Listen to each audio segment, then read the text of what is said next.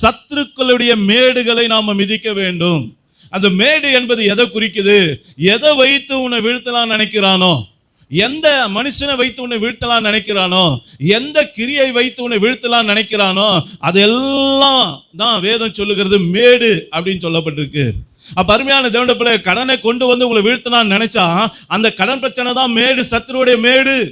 ஒரு வியாதியை கொண்டு வந்து அவன் உங்களை வீழ்த்தலாம் நினைச்சான், அந்த வியாதி தான் சத்துருடைய மேடா இருக்குது, அவனுடைய பலனா இருக்கிறது, அதுதான் அவன் தலையா இருக்கிறது. ஆனா ஆண்டவர் சொல்லுகிறா, அப்படிப்பட்ட மேடுகள் உனக்கு விரோதமாய் வரும்போது, அப்படிப்பட்ட சற்பனைகள் உனக்கு விரோதமாய் வரும்போது, அப்படிப்பட்ட வேடனுடைய கண்ணிகள் உனக்கு விரோதமாய் வரும்போது, வலைகள் வரும்போது, நீங்களும் நானும் அதை கண்டு ஓட தேவன் விரும்பல, அதை கண்டு பயப்பட விரும்பல, புலம்ப விரும்பல, கண்ணீர் வடிக்க விரும்பல.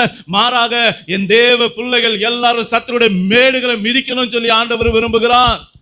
அப்ப தேவ பிள்ளைகளை இன்னைக்கு நாம மிதிக்கிறவளா இருக்கணும். எதை சத்துரு எந்த போராட்டங்களை கொண்டு வருகிறானோ அதை மிதித்து ஜெயித்து நாம கடந்து செல்கிறவளா இருக்கணும். அப்ப நம்முடைய வாழ்க்கையில நாம எப்படிப்பட்டவர்களா இருக்கிறோம் என்பது முக்கியம். அப்ப அருமையான தேவனுடைய பிள்ளை, அநேக பிள்ளைகள் எழும்புவாங்க, அநேகர் எழும்புவாங்க. ஏன் சில நேரத்தில் நம்ம கடந்த வாரத்தில் கூட பார்த்தோம், தாவீதுக்கு யாரெல்லாம் எழும்புனாங்க?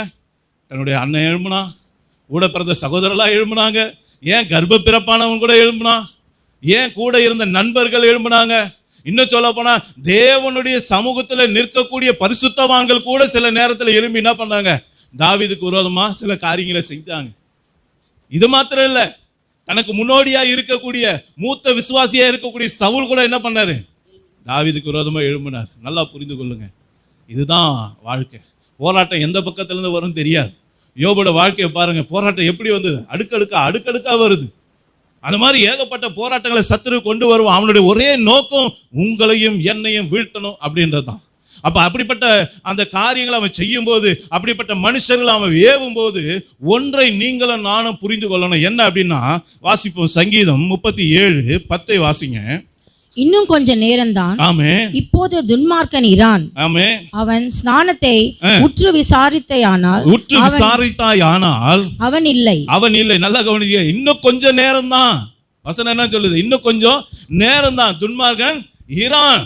உன் வாழ்க்கையில உனக்கு பிரச்சனை கொண்டு வரக்கூடிய ஆட்கள் இனிமே இருக்க மாட்டாங்க. உன் வாழ்க்கையில பிரச்சனை கொண்டு வருகிற சத்துரு போராட்டம் என்னைக்கு உனக்கு நிரந்தரமா இருக்காது. இததான் வேதம் சொல்லுகிறது. அப்ப அருமையான தேவனுடைய பிள்ளை, அதனாலதான் வசனம் சொல்லுது, சாத்தானை சீக்கிரமா அவர் என்ன பண்ண போறாராம்? உங்க காலின் கீழே மிதித்து போடுவார் என்று வசனம் சொல்லுகிறது.